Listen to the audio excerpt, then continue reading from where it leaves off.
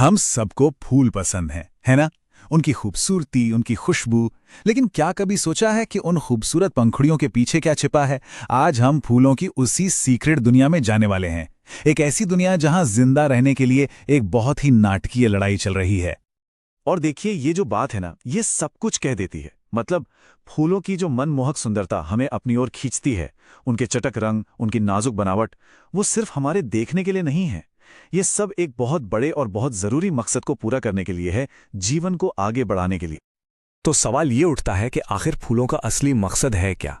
देखिए, वो सिर्फ प्रकृति की सजावट नहीं है, वो तो एक बहुत ही कॉम्प्लेक्स ड्रामा के मेन एक्टर हैं और दांव पर उनकी पूरी प्रजाति का भविष्य लगा हुआ है। जरा सोचिए, पौधे तो एक ही जगह पर खड़े रहते हैं, वो चल फिर तो सकते नहीं, तो अपने साथी को कैसे ढूंढेंगे? ये रिप्रोडक्शन के लिए एक बहुत बड़ी प्रॉब्लम है। और बस यहीं पर फूल एक शानदार सॉल्यूशन बनकर सामने आते हैं। उनका एक ही मिशन है, इस दूरी को खत्म करना। मतलब एक साइंटिस्ट के लिए फूल सिर्फ सुंदर नहीं है, ये तो इंजीनियरिंग का एक कमाल का नमूना है। एक हाईटेक फैक्ट्री जैसा, जिसका सिर्फ एक ही काम है, अगली पीढ़ी तैयार करना। तो इस कहानी के, इस नाटक के दो मेन कैरेक्टर्स हैं, एक मेल और एक फीमेल गैमीट। और इनकी जो बनने की कहानी है ना, वो भी बड़ी दिलचस्प है। जैसे दो अलग अलग प्रोडक्शन लाइनें चल रही हों, एक ही मकसद के लिए। तो ये हैं हमारे दो खिलाड़ी। एक तरफ है मेल प्लेयर, जिसके बनने की प्रक्रिया को कहते हैं माइक्रोस्पोरोजेनेसिस। इससे बनता है परागकण, यानी कि पॉलन ग्रेन। दूसरी तरफ है फीमेल प्लेयर, जिसकी प्रक्रिया है मेगास्पोरोजेनेसिस, और इससे बनता है भ्रूण कोश, यानी एम्ब्रियो सैक, जो अंडे को अपने अंदर सुरक्षित रखता है। तो जो मेल प्लेयर है ना, उसकी स्ट्रैटेजी है ताकत नंबर्स में होती है। एक अकेली कोशिका से शुरू होकर ये प्रोसेस हजारों छोटे छोटे लेकिन बहुत मजबूत पराग कणों की एक पूरी आर्मी तैयार कर देता है। और हर एक कण तैयार है एक खतरनाक सफर पर निकलने के लिए। लेकिन फीमेल प्लेयर की कहानी बिल्कुल अलग है। यहां पर गेम बिल्कुल उल्टा है। यहां क्वांटिटी नहीं, क्वालिटी पर फोकस है। 4 कोशिकाएं बनती हैं, लेकिन प्रकृति बहुत समझदारी से सिर्फ एक को चुनती है और अपने सारे रिसोर्सेस उसी एक को देती है, ताकि एक ताकतवर, सुरक्षित भ्रूण कोश बन सके। ये वेस्टेज नहीं है, ये स्मार्ट प्लानिंग है। ठीक है, तो अब हमारे दोनों हीरो तैयार हैं और अब शुरू होता है कहानी का अगला हिस्सा, वो खतरनाक सफर। उन्हें एक दूसरे को ढूंढना है और इसी जरूरी स्टेप को हम कहते हैं परागण या पॉलिनेशन। अब पौधों के पास इसके लिए अलग अलग प्लान्स हैं, जैसे ऑटोगैमी और जीटोनोगैमी। ये सेफ ऑप्शंस हैं, मतलब अपनी ही जैसे जेनेटिक कॉपी बनाना। लेकिन असली गेम चेंजर है जीनोगैमी। इसमें क्या होता है कि पराग किसी दूसरे पौधे से आता है। इससे जेनेटिक डाइवर्सिटी आती है, जो पूरी प्रजाति को ज्यादा मजबूत बनाती है, बदलते माहौल में सरवाइव करने में मदद करती है। तो ये सफर पूरा कैसे होता है? अरे, मदद लेकर। कुछ पौधे तो हवा या पानी पर एक तरह का जुआ खेलते हैं। लाखों परागकण हवा में छोड़ दिए, इस उम्मीद में कि कोई एक तो अपनी मंजिल तक पहुंच ही जाएगा। ये तो लॉटरी जैसा हुआ। वहीं दूसरे पौधे ज्यादा स्मार्ट हैं। वो जानवरों को, जैसे मधुमक्खियों को, पक्षियों को, यहां तक कि चमगादड़ों को अपने रंगों से, अपनी खुशबू से और मीठे रस से लुभाते हैं और उन्हें एक तरह से अपनी पर्सनल कुरियर सर्विस बना लेते हैं। और अब कहानी का क्लाइमैक्स, परागकण अपनी मंजिल पर पहुंच चुका है। तो क्या खेल खत्म? नहीं, बिल्कुल नहीं। असली परीक्षा तो अब शुरू होने वाली है।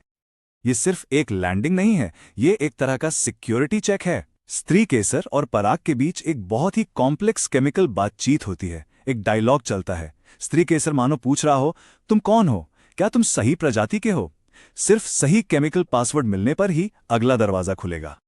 और यहीं पर कुछ बहुत ही कमाल का होता है, जो सिर्फ फूलों वाले पौधों के ही मिलता है। इसे कहते हैं डबल फर्टिलाइजेशन। अब ये क्या है?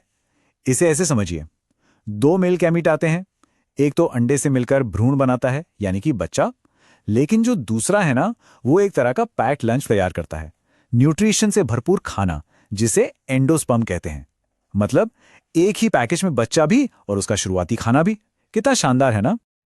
और अब कहानी के क्लाइमैक्स के बाद आता है उसका रिजल्ट। फर्टिलाइजेशन के बाद एक जबरदस्त बदलाव होता है। एक फूल फल और बीज में बदल जाता है। तो फर्टिलाइजेशन के बाद एक कमाल का ट्रांसफॉर्मेशन शुरू होता है।